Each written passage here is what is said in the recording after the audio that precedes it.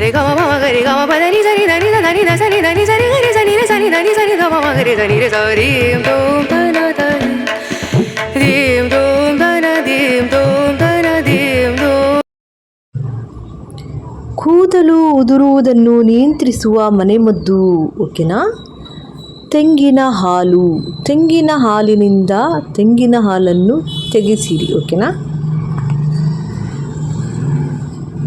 ನಂತರ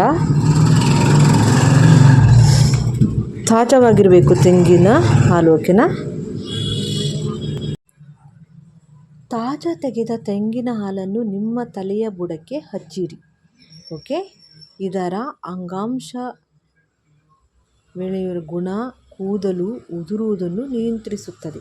ಬುಡಕ್ಕೆ ಹಚ್ಚಿ ಮಸಾಜ್ ಮಾಡಬೇಕು. ಅಲ್ಲೇ ಸ್ವಲ್ಪ ಒಂದು 10 ನಿಮಿಷನಾದರೂ ಅದರದ್ದು ಹಾಲಿನ ರಸ ಎಲ್ಲ ತಲೆ ಇದೆಯಲ್ಲ ಹೀರ್ಕೊಳ್ಬೇಕು. ಅದು ಬೇರೆ ಸಮೇತ ಎಳ್ಕೊಳ್ಬೇಕು. ಓಕೆನಾ? ಅಲ್ಲಿ ತನಕ ಚೆನ್ನಾಗಿ ಮಸಾಜ್ ಮಾಡಬೇಕು. ಇವಾಗ ಮೆಂತ್ಯ ಕಾಳುಗಳು. ಓಕೆನಾ? 1 ಬಟ್ಟಲು ಮೆಂತ್ಯ ಕಾಳುಗಳನ್ನು ರಾತ್ರಿ ಪೂರ್ತಿ ನೆನೆಯಲು ಬಿಡಿ. ಮೆಂತ್ಯ ಕಾಳುಗಳನ್ನು ರುಬ್ಬಿ ಪೇಸ್ಟ್ ರೀತಿಯಲ್ಲಿ ತಯಾರಿಸಿಟ್ಟುಕೊಳ್ಳಿ. ಈ ಪೇಸ್ಟನ್ನು ತಲೆಯ ಬುಡಕ್ಕೆ ಹಚ್ಚಿ ಮತ್ತು ತಲೆಯ ಬುಡಕ್ಕೆ ಹಚ್ಚಿ ಕವರ್ ಪ್ಯಾಕ್ನಿಂದ ಮುಚ್ಚಿರಿ. ನಿಮ್ಮ ಮನೆಯಲ್ಲಿ ಯಾವುದಾದ್ರೂ ಪ್ಯಾಕಿಂಗ್ ಇರುತ್ತೆ, ಹೇರ್ ಪ್ಯಾಕಿಂಗ್. ಆ ಪ್ಯಾಕ್ ಇದೆಯಲ್ಲ, ನೀವು ಹೇರ್ ಡೈ ಹಾಕಿ ಪ್ಯಾಕ್ ಹೆಂಗೆ ಮಾಡ್ಕೊಳ್ತೀರಲ್ವ, ಸೊ ಆ ಪ್ಯಾಕನ್ನು ಹಾಕಿ ಮುಚ್ಕೊಳ್ಬಿಡಿ. ಈ ಪೇಸ್ಟನ್ನು ತಲೆಯ ಬುಡಕ್ಕೆ ಹಚ್ಚಿ ಮತ್ತು ಕವರ್ ಹಚ್ಚಿ ಕವರಿಂದ ಕ್ಲೋಸ್ ಮಾಡಿಬಿಡಿ. ಓಕೆನಾ? 40 ನಿಮಿಷಗಳ ನಂತರ ಚೆನ್ನಾಗಿ ತೊಳೆಯಿರಿ. ಓಕೆ?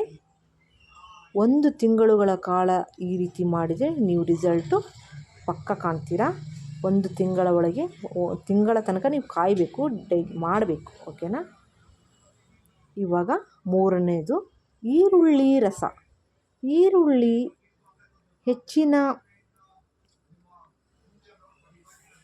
ಈರುಳ್ಳಿ ರಸನೂ ಸಹ ಹಾಗೆಯೇ ಅದನ್ನು ಏನು ಮಾಡಬೇಕು, ನುಣ್ಣಗೆ ಅರೆದು ಪೇಸ್ಟ್ ಮಾಡಬೇಕು. ಅದರ ರಸ ಇದೆಯಲ್ಲ, ಅದರ ರಸವನ್ನು ತಲೆ ಬುಡಕ್ಕೆ ಹಚ್ಚಬೇಕು. ಓಕೆನಾ? ಅದು ಕೂಡ ಸೂಪರಾಗಿ ಇರುತ್ತೆ ರಿಸಲ್ಟು. ಅದು ಕೂಡ ಹಾಗೆಯೇ ತಲೆಯ ಬುಡಕ್ಕೆ ಹಚ್ಚಬೇಕು.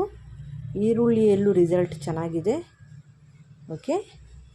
ಮತ್ತು ಇನ್ನೊಂದು ಸೋರೆಕಾಯಿ ಅಂತ ಸಿಗತ್ತೆ. ಕೊಬ್ಬರಿ ಎಣ್ಣೆ, ಸೋರೆಕಾಯಿಯನ್ನು ಚೆನ್ನಾಗಿ ತುರಿದು ಕೊಬ್ಬರಿ ಎಣ್ಣೆ ಒಂದು ಅರ್ಧ ಲೀಟರ್ ಹಾಕಿ, ಸೋರೆಕಾಯಿ ಅದು ಹಾಕಿ, ಮೆಂತ್ಯ ಕಾಳು ಹಾಕಿ ಚೆನ್ನಾಗಿ ಬರಿಸ್ಬೇಕು.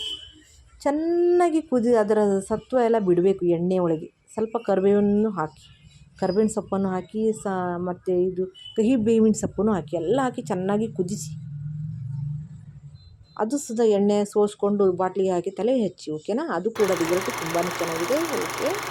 ಮತ್ತೊಂದು ವಿಡಿಯೋದಲ್ಲಿ ಸಿಗ್ತೀನಿ. ಅಲ್ಲಿ ತನಕ ಬಾಯ್ ಬಾಯ್. ಈ ಕಾಯಕವೇ ಕೈಲಾಸ ತಿಳಿಯೋ ಎಮ್ಮೆ ತಮ್ಮಣ್ಣ.